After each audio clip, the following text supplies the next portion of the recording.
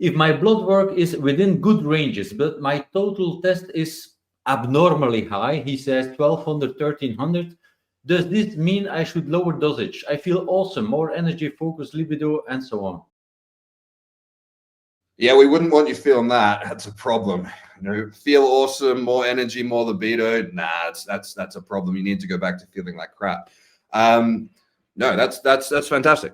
So that level is not abnormally high. That's assuming that we're talking about total in the typical units used in the US.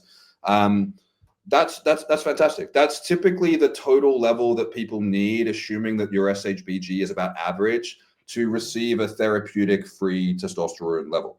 The problem with the reference range is that the reference range has been driven down into the gutter, and it drops so rapidly in real time. Like in Australia, when I started doing this primarily, which was in 2019, the reference range was about, and we use different units, was 10 to 33 or 10 to 35. Now it's 5 to 25. Like that's a humongous drop. And that's just been in the recent like 6 years.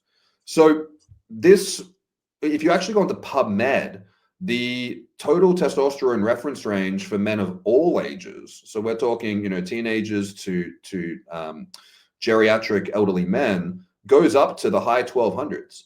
So, I mean, the reference range at the moment is absurdly low, but no, this is not abnormally high. This is a therapeutic response to treatment. This is a healthy testosterone level for a healthy man, and that's why you feel good. So, no, that's the goal, that you're feeling good. Keep it up. Don't worry about it. And yeah, that's a positive.